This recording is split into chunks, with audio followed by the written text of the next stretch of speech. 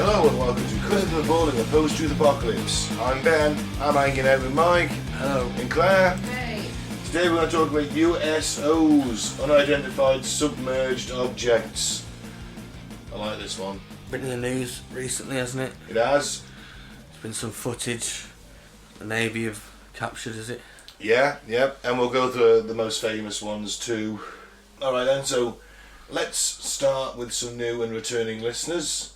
So where should we go with? Calgary, Canada, Amsterdam in the Netherlands, Edinburgh, United Kingdom, Grand Rapids, Michigan, Shrewsbury, that's just up the road from us in the UK, Skerries in Ireland, Lima, Peru, Brussels, Belgium, Al Rayyan in Qatar, that's got to be someone on their holiday, Chennai in India, London, United Kingdom, Atlanta, Georgia, Strathaven in the UK, Gastonia, North Carolina, Houston, Texas, Indiana, Boardman, Oregon, Zaragoza, Spain, Brooklyn, New York, Detroit, Michigan, Bengaluru in India, Ashburn, Virginia, and Guadalajara, Spain. Thank you very much all for listening. Thank you. Boost my fragile ego. Get on with it. Yeah.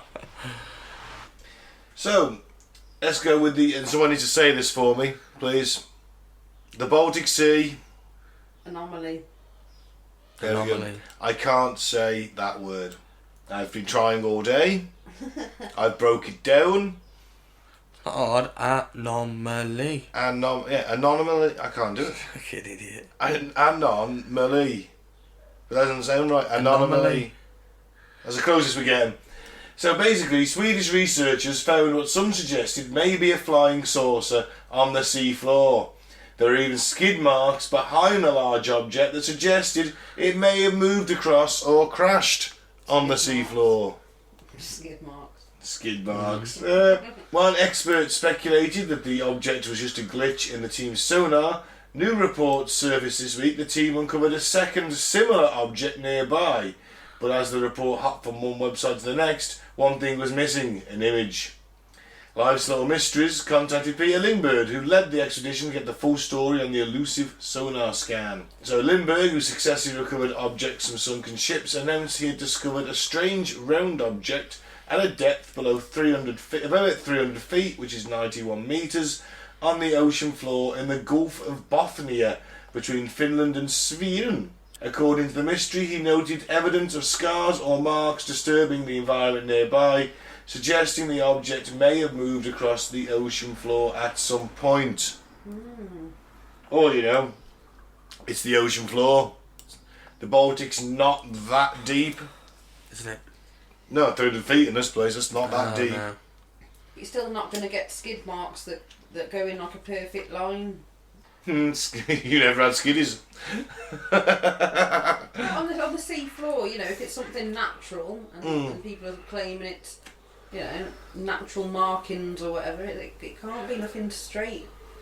Just like nothing spherical. It's true, I mean, it is perfectly round. Lindbergh claims the object's perfectly round.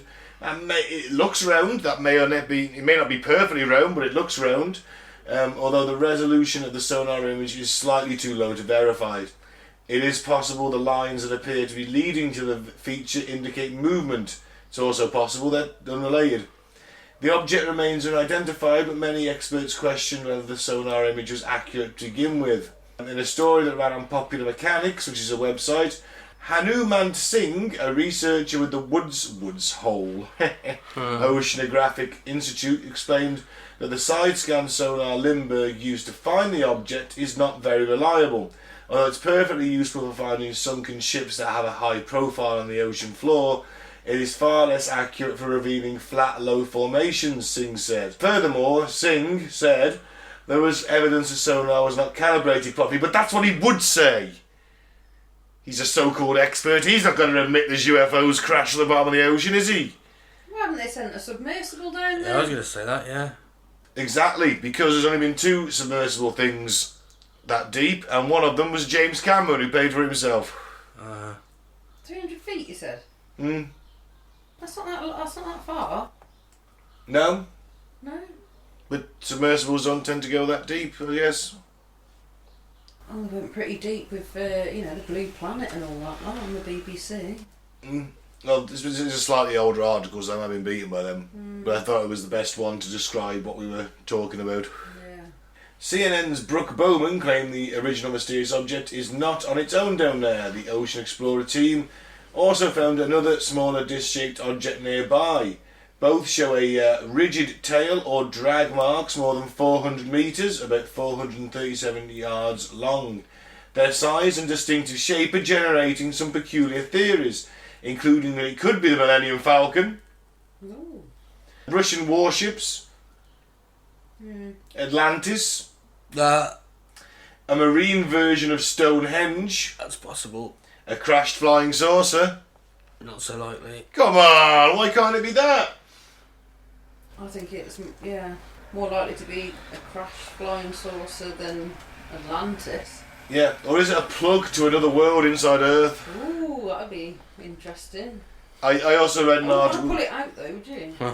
No, because you just flood that dimension, wouldn't you? They'd be pissed at us, We'd have no water left. and we'd have no water left. We'd have to go and live down there. We'd have to invade them for the water we've just given them, or living on Evian. I also read another theory earlier, which said that this might have been something the Nazis dropped Fuck me. to They had to get in there, didn't They did, because they're in every conspiracy theory. Yeah. There's a Venn diagram, and if it's not a conspiracy theory, it's got It's not a conspiracy theory unless there's Nazis in it somewhere. Yeah. Basically, they dropped it, and it's full of electronic shit designed to interfere with Soviet submarines and warships. They said they went back to get it a second time, and an electronic signal blocked it. That's what the Swedish guys said who found it. They reckoned it was emitting something. Right. The announcement of a second similar object strengthened the original claim, although side-scan sonar is known to create false images. Oh, fuck me. The likelihood that it could create two nearly identical false images is very remote. Not enough evidence. We haven't got enough evidence, have we? It could have been. It doesn't say how big it is either. No. Just he's got these rigid trail drag marks behind it. They're about 400 metres long. But still, it's pretty big if it's showing up on sonar. It's designed to detect ships. It's pretty big. Yeah. Yeah, it's not going to just pick up some dead fish or something on the sea floor, is it? No. I like it. Especially if it is emitting shit. I wouldn't like to say. I think I need more evidence. Well, they now say that this is actually, sadly, to piss on all of our chips. Scientists say, but they would say this, wouldn't they? What would they say? They'd say that it's actually just some glacial deposit that's sort of formed there. It's probably Occam's razor, isn't it? It's probably that. It's probably a natural thing, I imagine. I think it might be something Bronze Age. Do you? Yeah, that's a theory. Because it looks like there's steps going on the one side. A lost civilization. No, it's something that was built and then flooded. I mean, that happens all the time, doesn't it? Yeah. Built where? Underwater? Yeah. It wasn't underwater at the time. It was the Bronze Age. And I don't know. the water's come up 3. Yeah, or the water, or it was, maybe it was built on land and been slowly submerged because the sea's filled. I don't know. Could be something like that. Or, let's face it, it's probably a UFO. Or a fossilised... Turd. No. A fossilised sort of sea creature from a dinosaur era. Yeah. You don't know, do you? Like a big Sea snake. trilobite Like sort a of thing. big sunfish or something, like on a huge scale. They're quite roundish. Could be a dead Or a stingray, but they're not roundish. massive squid. Yeah. Could be something that's a big sea snake that's kind of coiled up into a circle. I think it's probably natural explanation, but you don't Or know. it could be a crashed saucer. Could have been sent here quite some time ago, and they've landed in the sea, and then it was sort of like they couldn't send a signal for any help or anything, or that, aliens. It could be the button from a giant. Could be anything. That's the point. We need more evidence, don't we? Yeah, we need a better scan. But You still, need to go down there and find out what it is. if it is emitting stuff, Why isn't David Attenborough onto that, you know? yeah. Surely he's seen everything in the natural world. We should go to the unnatural world. Send him to the bottom of the ocean and live his final days reporting. Looking through the It's unnatural day world. 486 under the ocean. I think I'm beginning to go mad. Oh, that's what my pink elephant friend tells me anyway. That is the Baltic Sea Anomaly. Anomaly. Close enough. The one word I can't fucking do and it pisses me off. Let's see what US submarines are tracking. What are they tracking? Tracking some weird shit. The US are doing it all, aren't they? Got the biggest navy. So eyewitness reports of USOs are nothing new. Reports of them go back many years and some from credible sources. But being detected by nuclear submarines, packed with the most sensitive listening equipment on the planet today, is composed of sonar arrays and computer systems costing hundreds of millions of dollars. And that's another story. These things are designed to listen. This is how they survive, by listening out for the other guy. On December 29th, 2018, a guy called Danny Silver brought the following to our attention. He's from the silverrecord.com. Tom DeLonge, obviously in his To the Stars Academy, basically says, a few years ago an unidentified craft was underwater and pinned against the North Atlantic coast by multiple nuclear attack submarines for over a week. Wow. Right. Big if true. No evidence. Just for him saying it. Yeah. Then there's this first-hand account by a guy who is he's an astronomer and UFO researcher, Mark D'Antonio. He runs a special effects company at the time called FX Models that undertakes naval contracts. So as a thank you for doing some work to them, the Navy said if I wanted to go for a ride in a submarine. Probably a little short-range thing, trial thing. I said, fuck off, I ain't going under the ocean, you maniac. If I was meant to go into the ocean, I'd have fucking gills. Yeah. Once I was, this is what he's saying now, Danny. Once I was sitting in the sonar station, and the sonar operator was sitting right next to me. Submarines are loud. People think they're very quiet, and it's true that they are on the outside because the sound doesn't get out. But inside you hear fans, noise. It's a constant din on the sub. I was sitting there zoning out a little because I was seasick, and all of a sudden the sonar kid shouts, fast mover, and I'm jolted awake thinking, what's happening? Is it a torpedo?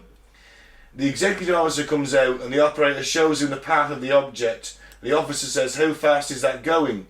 The kid said several hundred knots. Now a knot, I found this out because I wasn't sure, is 1.15 miles per hour. Okay, Oh, it's so faster than a... Oh, right, okay. it's a few hundred miles an hour under the ocean. Yes. That's impressive.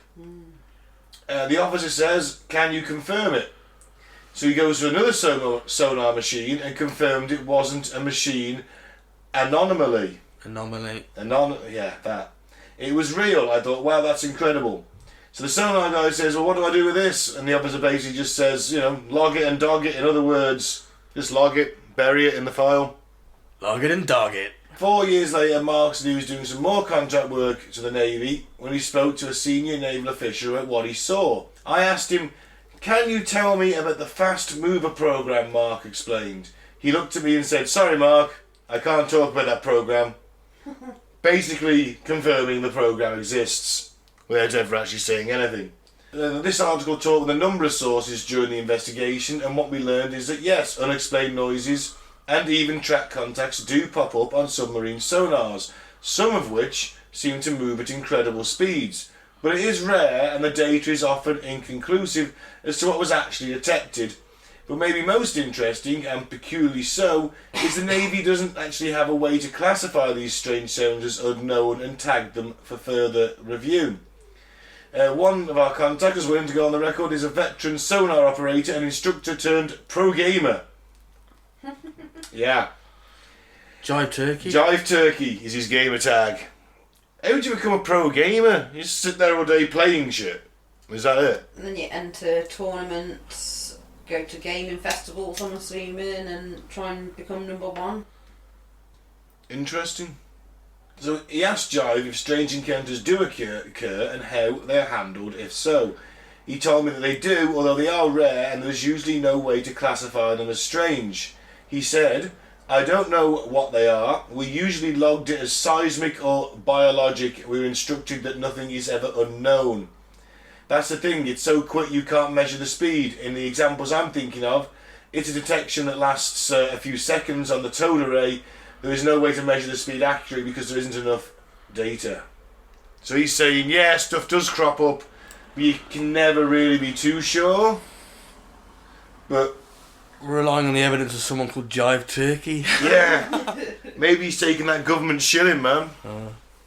Another contact we talked to with extensive experience aboard nuclear submarines noted that the mission is so heavily focused on military objectives that strange sounds picked up by sonar don't carry their weight that many think you would think they would, unless they seem to be some sort of threat or impediment to the training mission or training goals. This source also noted they were not aware of any way to even log this type of thing for special review. The system just seems uniquely designed for the opposite. So unless it's a threat, they really don't care. Yep. I just want to point out here where the Soviet Union got a weapon that can do 200 knots, 200 miles an hour underwater. This sort of thing has been playing around with. You know, getting these ultra-fast torpedoes. And, you know, the biggest takeaway here, really, is that kind of speed under the water is not getting explained, and no one has any idea where that information went, or it didn't go. And that mysterious sounds do emanate from the deep and are heard by the most talented sonar operators in the world. Now, as for the quartet of American submarines pinning an impossible to identify craft down in the depths of the Atlantic, we're still waiting to see any evidence of anything like that occurring, but it does sound fucking cool, doesn't it? Yeah. Again, you know, it's just hearing noises and seeing fast blobs on a screen. Yeah, but that's evidence, isn't it? Seeing something on the evidence screen. of something, Yeah. I mean, obviously there's no windows in a submarine. isn't there? You know how complicated it is to get the toilet on a submarine? No. There's like, you have to do your business, but to flush it, you got to open like a system of valves in the correct manner, otherwise you'll flood the sub. Yeah, it's fiendishly complicated. There's no way on earth you'd ever get me in a submarine too. If you think I'm going to go in a little tin can Under all that pressure. under all that pressure, I know someone that was in the submarine service. He's only little. He's only about 5'5" for a bloke. He said that once the engines cut out, there was a problem with the reactor. The engines cut out, and they just sat out on the surface. They weren't in deep water, but deep enough, and you could hear the whole groaning under pressure while they worked on the reactor to get the engines going again. Fuck that. 12 hours on, 12 hours off. You get into bed as the other guy rolls out of it. Yeah. As you hoped you had the, it was always warm. I sleep in his skiddies. You get your own bed, Mike. Oh, you don't sleep in his skiddies. No. Shared toilet. You've got like 6 bunks just set into a wall. Yeah. 3 each side with a little curtain across. Yeah. You got And then no get- privacy. Get a locker. Shared No, thank toilet. you. The officers get their own individual room. Gotta be mental. Very I'm sorry. small. Very small room. Very small. It's big enough. I think the captain gets his own bog. Yeah. Other than that, everyone's in the same toilet. Yeah. Or the same couple of toilets, same toilet block as such. But they're all highly trained. I mean, they're carrying nuclear weapons, for God's sake, a lot of them. These guys are meant to be the best of the best, aren't they? At what they do. You'd hope so. You'd hope so, anyway. You'd hope they're just those 19-year-old kids who signed up because they're a bit dumb and got no chance of promise anywhere else. You'd hope that, wouldn't you? It's probably they give you £5,000, like golden handshake to be A submariner. submariner, yeah. Wow. In our In the Royal Navy. Royal Navy. Because you went to join the Navy, didn't you? Yeah. I can't run. You wouldn't have to, you're on a ship. I know. That's what I said. I said I can swim. But, nah. But yeah, I've got to see a few things while I was basic training, and they take you on visits to see a ship, and you actually got to walk around it, and you're just always tripping over the bloody doorways. Oh, I'm yeah. glad I didn't, because I'm ever so clumsy. Well, I went around HMS Belfast, Yeah. and I'm not that tall. I'm 5'10".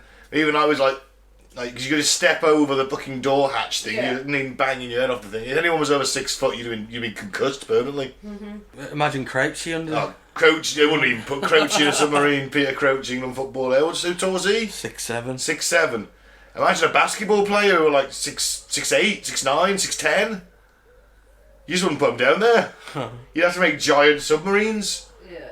But now there's no way on earth you get me stuck in a tin can under the sea, and if it does fuck up, it's usually always fatal for everyone involved. Nah. Right, let's do the most famous one of all time. What? The Shag Harbour incident. Get a cheap laugh at the name. Shag Harbour. Shag So I Harbour. spend my holiday every year, Shag Harbour. So, an extraordinary event in 1967 would practically put the small fishing village of Shag Harbour on the map. Located at the southern tip of Nova Scotia, this rural community would play host to one of the best documented UFO events of the past 40 years. Named after the shag, a bird of the cormorant family. Yeah. Oh, so that's why you go there, you're a bird spotter? Yeah. What they call them? Bird spotters. Bird spotters. There's a little name. Ornithologists, isn't it? Yeah. There's another little name for them. Tweeters. Dorks. Dorks. Yeah. Losers. No, birds are great. Yeah. They got big tits. Great tits. And this tiny fishing community has always had its stories. Stories of sea serpents, man-eating squid, ghost ships, and would get a UFO, a craft of unknown origin. This craft would visit the waters of Shag Harbour, permanently stamping the village's name in the public eye. And the first indication of this mysterious occurrence would come from local residents who noticed strange orange lights in the sky on the night of October 4th, 1967. Most witnesses agreed that there were 4 orange lights that evening. 5 teenagers watched these lights flash in sequence and then suddenly dive at a 45-degree angle towards the water's surface. The witnesses were surprised the lights did not dive into the water but seemed to float on it approximately 1/2 mile from the shore. Witnesses at first thought they were watching a tragic airplane crash, which I suppose you would, Yeah. and quickly reported as much to the Royal Canadian Mounted Police, which coincidentally RCMP Constable Ron Pound had already witnessed the strange lights himself as he drove down Highway 3 en route to Shag This Harbour. just sounds like a porn film. Ron Pound, Barrington Passage, Shag Harbour. Ron Pound. Ron starring Ron Powell, he's always in a Mountie outfit. People dressed in uniform. Oh my god, he'd be a gay porn star, only Ron Powell, because the Mounties always get their man. The Mountie always gets his man, he's banging a convict. I'll take your Barrington Passage. Anyway, Ron Pound felt he was seeing 4 lights all attached to one flying craft. He estimated the craft to be about 60 feet long. Constable Pound I can't do that now. I can't unsee it. Made his way to the shore to get a closer look at the phenomenal sight. He was accompanied by Police Corporal Victor Verbike, Constable Ron O'Brien and other local residents. Pound clearly saw a yellow light moving on the water, leaving a yellowish foam in its wake. All eyes were glued on the light as it slowly either moved too distant to be seen or dipped into the icy waters. Ooh. So how far is that away from... It's only half a mile off the coast. From the Baltic, you know. Maybe they just ran out of steam, just crashed in the Baltic. How far away are they from? Quite a way away. Yeah, I think we can assume there's a different incidence. Is it? Unless it really drifted. And avoided Denmark. Mm-hmm. Went on a mystery tour. Maybe he did go on a mystery tour. Now, Coast Guard Cutter 101. Ooh, that's a bit ominous. Don't want to be on Coast Guard Cutter 101, do you? As all the shit goes. Mm-hmm. And other local boats rushed to the spot of the sighting, but by the time they arrived, the light itself had gone. However, the crewmen could still see the yellow foam, indicating that something had possibly submerged. Nothing else could be found that night, and the search was called off at 3 a.m. The Mounties ran a traffic check with the Rescue Coordination Centre in Halifax. Facts, yeah. And NORAD radar at Barraco, Nova Scotia. They were told there were no missing aircraft reported that evening, either civilian or military. So what was it? The following day, the Rescue Coordination Centre filed a report with Canadian Forces headquarters in Ottawa. This report stated that something had hit the water in Shag Harbour, but the object was of unknown origin. Her Majesty's Canadian ship Granby was ordered to the location, where divers searched the bottom of the ocean for several days but without positive results. Now, as soon as the story of the mysterious crash at Shag Harbour died, as quickly as it had begun. That is, until 1993, as the original story faded from papers and newscasts, several theories were put forward. One explanation was that a Russian spacecraft had crashed. That would explain the presence of a Russian submarine in the area. Whoa. There was also the rumour... Sorry? That's quite plausible, isn't it? Yeah. There was also the rumour of American involvement in the follow-up investigation, but there was no official statement from the United States. If it was a Russian spacecraft, I was going to say, I don't think it would have been American airspace. During the Cold War, it would have been detected, wouldn't it? No, it was Russian spacecraft, and then a submarine's gone like, all right, let's try and recover it, because they're saying there's they would be in the lookout. If it's fallen out of space, then that's different, isn't it? Mm-hmm. So the Shag Harbour incident would have new life breathed into it through the efforts of MUFON investigator Chris Stiles. Love you, MUFON, you always accept our stuff. The case intrigued him so much he decided to search for more details. Stiles found the names of many of the original witnesses through newspaper clippings and was able to interview many of them. He was assisted by MUFON investigator Doug Ledger. These two men would uncover some extremely compelling evidence through their interviews. They discovered that when the divers of the Granby finished their work, the case was not over after all. The divers, along with other witnesses, related these events. The object that dove into the waters of the harbour had soon left the Shag area, travelling underwater for about 25 miles to a place called Government Point, which was near a submarine detection base. A sexual reference. Government Point. I went from Shag Harbour to Government Point with Ron Pound, which is near a submarine detection base. The object was spotted on sonar there, and naval vessels were positioned over it. After a couple of days, the military was planning a salvage operation when a second UFO joined the first. Common belief at the time was the second craft had arrived to render aid to the first. Ooh. Yeah. At this time, the Navy decided to wait and watch. At least he didn't just depth charge them. That was something. Mm-hmm. After a week of monitoring the two UFOs, or USOs, some of the vessels were called to investigate a Russian submarine which had entered Canadian waters, possibly because they were tracking it too in the area, or maybe it was a spacecraft. Like a police officer looking at it in the sky going, I reckon that's a craft. That's that's 40 metres across. I can see 4 lights. You got people on the ground seeing exactly the same thing. He sees it go in the water. They see it go in the water. They're all concerned enough to ring up the Coast Guard. Yeah. They're out. Next morning they call the Navy out.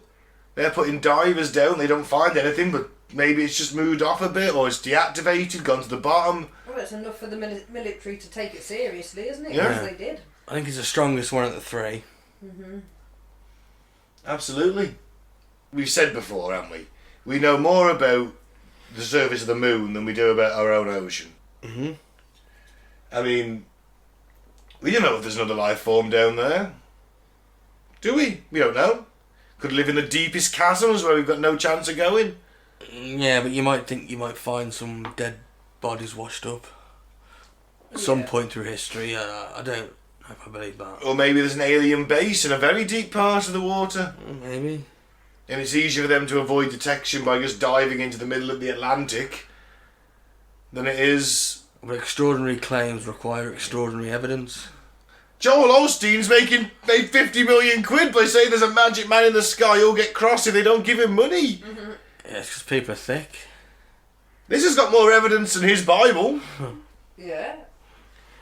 Join the cult join the Church of Shag Harbour. Mm-hmm. I'm the Reverend Pastor Ben Carter, and we're going to worship whatever crashed into the ocean that night. I'm Sir Shagalot. I'm Mike, Sir Shagalot. Wouldn't you rather be Ron Pound? Taking a man's identity. Rodney Pound then. Rod Pound. Even better. Claire, who do you want to be? I don't know.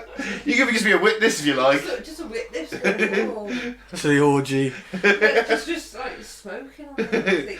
Oh, this is good stuff. It's watching an orgy. The lights in the sky.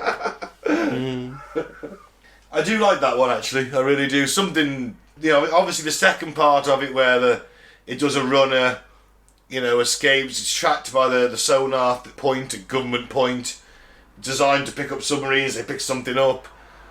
Well, they were watching it for a little while. There's going to be information that they've still got that they haven't released. Maybe. Or maybe we'll just never know. Yeah. The fact the Russian sub turned up at the same time and then some of the Navy ships had to divert off after that is coincidental in my opinion. Yeah, I don't know. Maybe the Russians and the aliens are working together. Well, they tested each other's defences, didn't they? And they probing all times, I imagine. No? Probing by Rod Pound. Ron Pound will probe you. Shag Harbour. He'll take you to Government Point after you've been to Shag Harbour. Fucking hell. Alright, that's our USOs. I'm not entirely convinced. I need more evidence. I mean, there's that one... The Pentagon stuff's pretty... I mean... At least it's visual, I can see it. That looks weird. Don't it have spherical orbs that's captured infrared? They seem to sort of descend... Yeah, absolutely. I mean, some of them tic tacs are going under the water, aren't they? Yeah. To get away. It only makes sense the submarine crews are picking that up. Yep. I'm open to the belief that there might be UFOs. I suppose I've got to be open to the belief there's USOs, isn't there? There's not much difference. Yeah, they can go through space, they can go in this water, can't they? Possibly hiding there, aren't they? That's it. I still think we need more evidence. Alien base. You and me, Claire? Secret underwater alien base. I just think they linger, until it's alright to come out. But they don't want to linger too much and they build their own little place with domes down there. No. Oh. I'm not going to go with that. It's far too rough and they'll linger, watch us for a bit and that's about it. I think that they're just observing. Yeah. Yeah, I'm with that. Probing us. The probing time's gone, that was in the that. They're just watching now and seeing how things unfold. We're being monitored. They're looking at our tech, they're seeing if they can take us, obviously. No, they've got more tech than us, haven't they? Yeah, but if it's going to cost them too many resources, it's not what they're going to get, it's not worth it, is it? Mm-hmm. They're clearly observing our military. There's a reason for that. So what I'm saying is just get ready to fight in that alien war. Get ready to get drafted, even if we're too old, it doesn't matter. Here's your sharp stick, we haven't got enough guns for everybody. I hope they're not them white spikes out of Tomorrow War. Oh, that was a fucking great film. You don't want to be fighting one of them, would you? Yeah. With woefully inadequate weaponry. They're using submachine guns against something that can stop bullets on its back. Yeah, I want something a bit bigger. That was a great movie, that is, Claire. If you haven't seen that, watch that Tomorrow War. There's a lot of plot holes. Yeah. I mean, why didn't they use future weapons? Why are they taking weapons from 30 years ago into the future? Well, do you think we have got like a plan? It could all be terrible, couldn't it? Just like COVID, yeah. Say they do find out that aliens are going to invade, and they've got to suit us all up in armour and that lot, and weapons, but they haven't got enough. It could just be like a face mask tragedy, couldn't it? Yeah, you'll have people just go out there with a sharp stick. Yeah. Bring it on! Hand-to-hand combat. Yeah? Sharpening their kitchen knives. Nah, come on, man, come on. Let's see if the plot of that movie, let's just briefly talk about it. Spoiler alert. The manufacturing base that Earth now has got, compared to the Earth in 30 years, we could just give everyone the best fucking weaponry to go back with. Within a week. What do you mean to go back with? What to go forward with? There's more guns in America than people. There's really more guns than people on the planet. Give everyone an AK.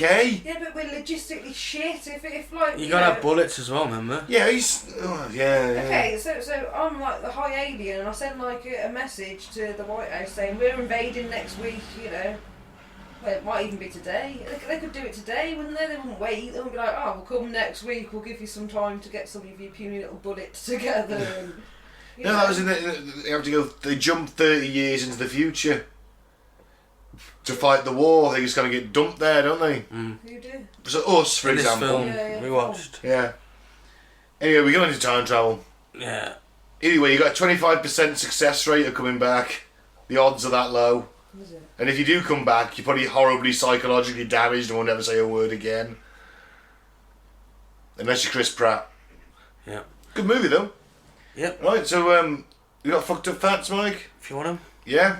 Just before we do fucked up facts, I will point out that we've had some background noise and everything. But it's literally a bit of heat wave in the UK, and I know some American people think that it's not that hot, but bear in mind, we don't have aircon, and all our houses are insulated to hell. And it fluctuates from like, you know, early teens to like 20 odd, 30 very fast, doesn't it? It does. We don't get any build up. No. It just goes, hey, here you go, here's 30 degrees, have that. So it's too hot to sit in a sealed room, so we do apologise, but please try and understand where we're coming from. Alright, Mike, let's do some fucked up facts. Okay, got a jingle. Facts, fucked up facts, facts. The Burj. The Burj Khalifa. The what, sorry? The Burj Khalifa. Are you talking about Khalifa, the bird? No. It's a massive building, isn't it, in Dubai? Alright, never heard of it. Haven't you? No. The Burj Khalifa. Is that I'm probably not pronouncing it it right. right. Out the sand. That they I dredged up guess. the sand and made it look like a leaf. I think it's the tallest building in the world now. Nah, isn't it? that's a Palm Springs resort or something like that. Is it? Can I have a look at how it's spelled, please? No idea. Is it one of the tallest? It might be the tallest. I think I know the one you're on about. It's a in massive Dubai, tower isn't in Dubai. It's a bit like the Shard, but bigger. Everything's got to be bigger in Dubai, innit? Oh God, I saw this thing the other day. Here's a little bit of a fucked up fact. The Dubai or the Qatari police, one of these little oil-rich Middle Eastern nations, is trialing hover bikes for their police officers. Yes. Right, they cost 80 grand a pop, and they're like a motorbike with 4 propellers. Oh wow. And they fly, which is great, but you're gonna dice some civilians, aren't you? Yeah. Yeah. So you go on then. What's it?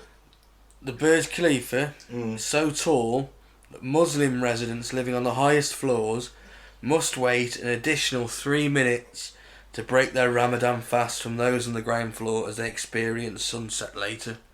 What a bastard! 3 minutes. No, yeah. Oh man, I need a drink. I need something to eat. I'm so hungry. You can hear them downstairs partying. Yeah, they're like, woo, food! And you're just like, you bastards. Well, you probably can't hear them, but... Or if you wanted to watch the sunset, just take the lift, providing it goes faster than the sunset, right to the top. You could watch it twice? Again, Yeah, that's some time travel shit. Yeah, I watched a programme with Brian Cox, and he was in a jet. Yeah. Went up just as the sun set, and then chased it. So you're going faster than the Earth was spinning. Yeah. So this he got the sunrise again, or the sunrise. Whoa. It's mad, isn't it? Yeah. That is awesome. Bit of time travel in a way. Yeah. We aren't entirely made of stardust. Oh, but there's my favourite quote gone. We're all stardust, baby. About 9.5% of the mass of the average human body is made up of hydrogen atoms that are older than the stars. Hey, older than the stars. Formed in the Big Bang 13.8 billion years ago. Wow. That's mental. That shit blows my mind. I know. It really does. There's bits of me that are older than the universe. Yeah. Wow. Yeah. Can't comprehend that. No. Mind fucking it. Mind blown. Worker ants take about 250 naps per day. Oh man, I wish I was a worker ant. Mind you, I had to work my fucking balls off in between. How long's the nap? That only lasts a minute. Oh. 1 minute. 250 times a day? Yeah, but to an ant, that's probably like an hour. I mean, how long's an ant live? Well, It's probably not very long. 2 minutes an hour. 1 minute is an hour. Comparably, in terms of lifespan, Yeah, probably. might be like an hour. I mean, I love an hour's power nap. I'll take a 40-minute power nap. Yeah. I was watching one drag a dead moth through the grass the other day. He stopped for a while. Maybe he was having a little, Yeah, probably. You've got to have a little nap. yeah, little nap. A dead moth, that's impressive. Mind you, ants are fucking strong as hell, aren't they? Yeah. As I learned from the movie Ants and A Bug's Life. I picked him and the ant up at one point and put him closer to his destination. I'm the garden god. Fucking gardening god. What if that... Just took. Yeah, but what if that moth... miles off his journey. Yeah, but what if that moth, like, I don't know, the DNA of the moth gets into the ants, so before you know it, you've got moth-winged flying ants coming at you? I don't know. It was dead. I'm assuming that's just a little snack for him and his colony. Yeah, well, it would be a little snack, yeah. I watched a flying ant caught in a spider web the other day. I was like, great, 'cause the smoking area's been full of flying ants. And I went by the door, I had to scan in. And I was like, oh look, there's a spider there webbing up a flying ant. And I was like, oh, good for you, mate. Good for you. Only time I watch you a spider, but good for you. These bastards have been landing on me up for the last 15 minutes. Little bastards. I hate the fucking things. Or maybe they sniff the dust off the moth's wings. Get high. Hi. Have a little party. Like, this guy will High fucking keep us going for days. Yeah. I Don't know- think it was eyeshadow I did. Off the moth's wings. Have you No ever way. touched a moth or a butterfly No. wings? The colours come off on your fingers. Oh, wow. I used to think it was eyeshadow when I was a kid. That's how they harvested it. The wings of moths. And butterflies, yeah. That'd be tragic, because like, I know, yeah. hundreds of millions of butterflies and moths just being farmed for their fucking colours. Yeah. Oh. So like, go on. Another insect one. Yeah, go on. Dutch scientists have trained bees to stick at their tongues when they smell the coronavirus. And what use is that? Detect if someone's got coronavirus. Yeah, we've also got to be like... You got to cover them in bees first. Exactly. I've got to put a bee in the room with them, Yeah. and then I've got to make sure the bee sticks his tongue in, so I'm looking through it in some kind of high-powered magnifying glass. Must be. So why not train a dog to do it? How close has it got to get as well? Exactly. Freak the people out with it, Yeah. What if it stings them? Yeah, this isn't a good way to No. detect corona. Train a dog to do it, for Thought God's of this. sake. They can sniff drugs as well. Bees? Yeah. Again, you've got to release a load of bees into a room full of drugs. To an airport. Well, this is going to be a good idea. This is a terrible idea. Now they have it in boxes. They like chlorine as well, bees do. Oh, do they? Yeah, because they kamikaze into the pool. Ah. And I read about it on Google. Attracted to it because our normal water sources have got a slight bit of chlorine in. If they smell it at a higher level, like you have it in, your paddling pool in the back garden, that's why they kamikaze into it. Water, woo. And then don't realise they're going to drown. 11-year-old Caden Griffin did a science fair project to attempt to determine if your cat's butthole touches all the surfaces in your house. It probably does. It probably does. No, actually. Cat owners will be relieved to know that he determined that their long and medium-haired cats' buttholes did not touch any surfaces. Wow. I know my dog's butthole touches the carpet on top of the, the stairs every morning. She itches her arse. I don't know, but I know that Max's dick touches everything in the fucking front room. I know that much. And he hasn't been done, so sometimes you get a bit of discharge, shall we say? Do massage. I think Ted's been done. Yeah. Yeah, Max hasn't. So sometimes if he gets a little bit excited, he licks it too much. Then you get a bit of discharge on that. So you have to sort of change the throws on the sofa immediately. Change them every day virtually, to be honest. On your dog bed, I'd say. He doesn't have a dog bed. He doesn't like him. He prefers to sleep on the carpet or the sofa. Boy, my dog bed. Every dog bed that dog's ever had, he's ripped up. Doesn't like him. Prefers to sleep on the carpet or the sofa. According to a study by the British Cheese Board... Oh, well, these are people I can get behind. Of all types of cheese, Eating which before bed is most likely to result in bizarre dreams? Can anyone guess? Something strong, surely. Shropshire Blue. Close, I think. Shropshire Blues. It's got that nasty veiny cheese with the blue bits in it. I love Is it that. Stilton? Stilton, Yeah, yeah. it's blue Stilton with That's the one. It's got a bit of chive in it. Oh mate, no, melt that on a burger, blue Stilton with a bit of chive in it. Oh, it's magical. My friend has it on pizzas. Stilton Oh pizzas. yeah. That'll Oh, be I'd go rolls, for that. won't it? That'll I make know. you dream some funny dreams. Yeah. Oh, that'll make you see aliens. It will. Genuinely, melt that onto a burger. It just goes liquid. It's beautiful. And you got the chive in it as well. Gives a little bit of crunch. I once had steak with a bit of a Stilton sauce. Oh, That was yeah. okay. Always Stilton sauce for me. Oh, I love that shit. Yeah.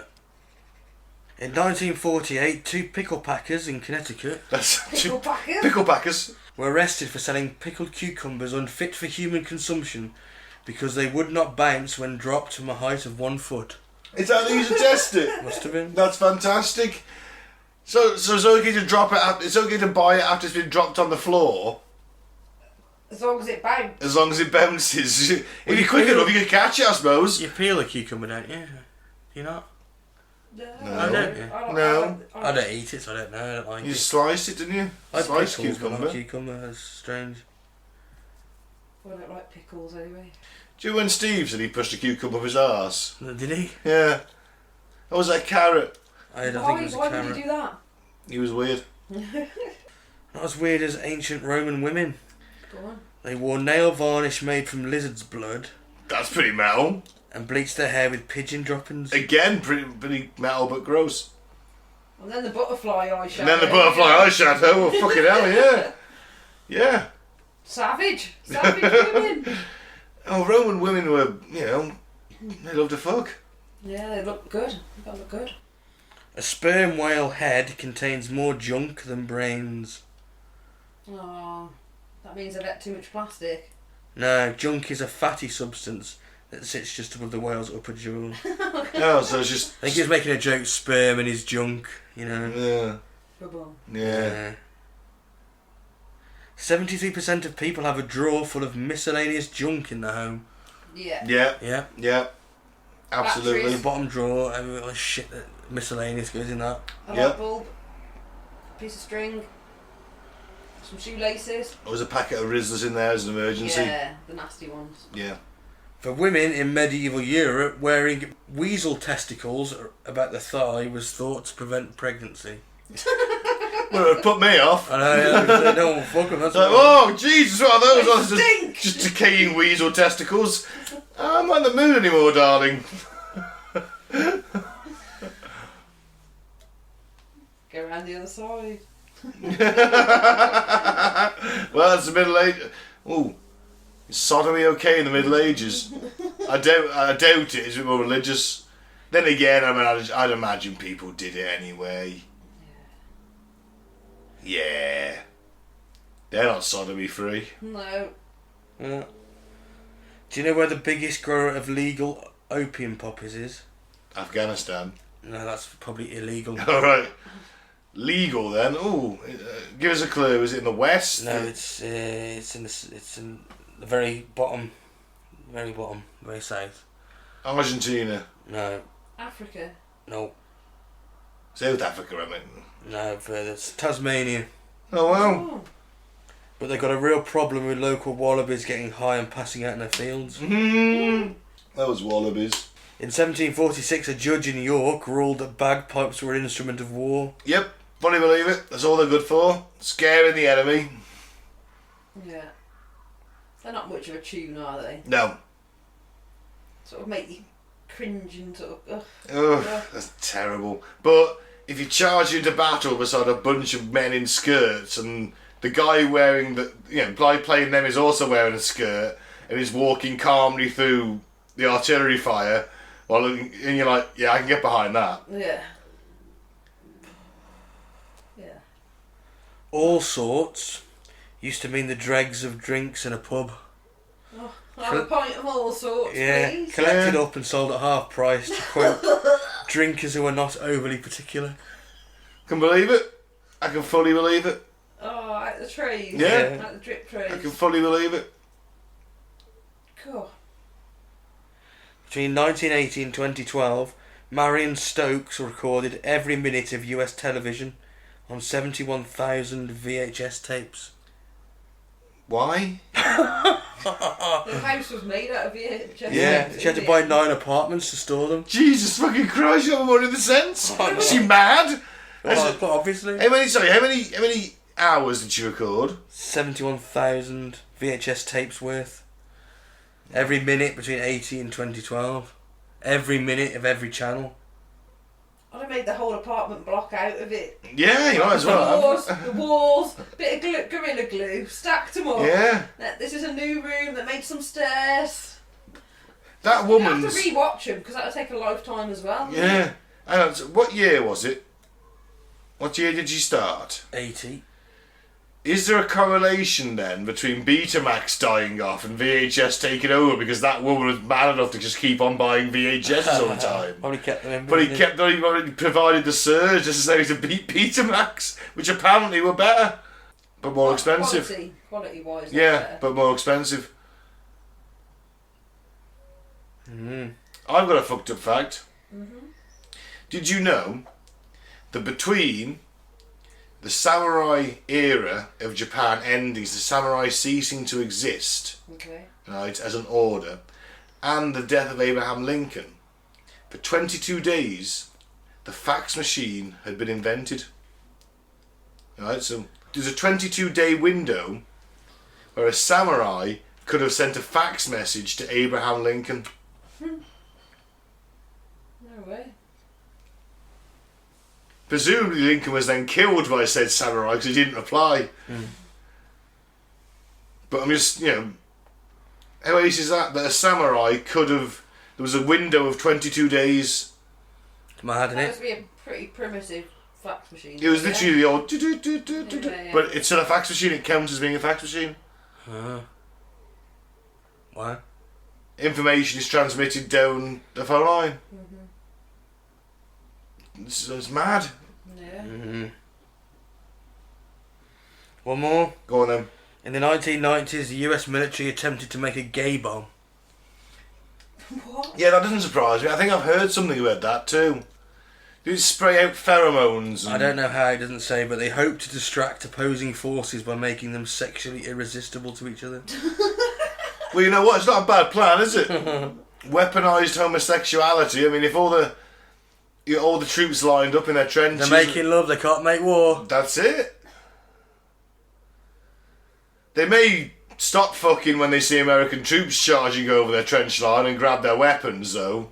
Because, I mean, surely, if it's a choice between, like, finishing fucking your mate who 30 seconds ago you weren't interested in, or realising why you're there and grabbing the weapon you just dropped, and because you might well be dead in the next 30 seconds, I think that... Well, you're going to put your hands up in the air, aren't you? And then you're like, oh, let me grab your weapon. Well, that's it. What if the American troops advancing are actually overpowered and then homosexually raped by the enemy? Oh, I can't see that. Because they're all of a sudden massively into men with lust boners like there's no tomorrow. If it's like the rage virus, That's what I mean. they just bum you to death. I mean, it's because they're thinking like, if you're gonna drop a gay bomb, right? You don't want everyone to just turn into a friendly, pleasant guy who all of a sudden takes a lot more care in his appearance and likes other men. For that to take effect, because you're not just being in a trench with somebody with like smell. You've been in a trench with someone for months, right? Waiting for some Americans and living in the jungle. You stink. You physically stink. You are malnourished to a point. You're not looking your best. You're covered in filth. Oh, I steady on. You putting him off. I didn't think I was that bad. Right, and all of a sudden, the Americans drop this bomb, it releases a load of pheromones and shit into the air, right? If you all don't start aggressively fucking one another right then, there's no point in that bomb, is there? It's going to go into all of them, isn't it? Yeah, but if you're just like, so I'm in the trench with, I'm a North Vietnamese guy, and I'm like, hey man, that guy, my colleague over there, he looks great, oh man, I'd like to fuck him. And I just start looking at him. I think, is that enough of a distraction? No, it isn't. They need everyone to start aggressively humping, right? It's basically going to be rape. Yeah, but then you'd just be shooting... Then you'd be shooting guys who are fucking each other. Yeah, but that's a lot easier than shooting people trying to shoot you. Yeah, but my point is, it's going to work to the extent that I'm not going to choose dying while fucking this dude that before 20 seconds ago I had no interest in, or realising there's a shit ton of American soldiers coming over the hill, shooting us, and grabbing the weapon I just dropped and firing back, trying to preserve my own life. Well, do I value my own life over my own orgasm is the point I'm trying to make out. Yeah. Obviously there's going to be very... So they've got to really make them aggressively homosexual, haven't they? Yeah. That's terrifying. What about the female soldiers? Is going to work on them? Are they all going to go lesbian? Maybe. I watched a movie like that once. Nah. Yeah, I did actually. And on that bombshell... Yeah, that's on the show. I've been Ben. Thanks very much for listening. Follow us on Facebook and Cutting to the Bullet in the Poster of the Apocalypse. SoundCloud is Cutting to the Bullet in the PTA. YouTube, it's Cutting to the what's YouTube? Apocalypse Ball. That's it, thank you. Don't in the favourite, don't join the cult, and thank you for listening. I've been Ben, and don't have lucid dreams and see aliens. Have sex with aliens instead. I think that was on Weird News. I don't care, I'm saying it again, they'll have heard this, they'll have heard that bit after they listen to Weird News, it'll be fine. No, before. That's the way, it's just the way it goes out. Never mind. Oh, well, edit that bit out then. Edit that bit out then. I've been Mike, thanks for listening, peace out, may the force be with you. And I'll be Claire, keep an open mind, but not so open that it spills out your ears. And don't get sucked into time travel podcast paradoxes.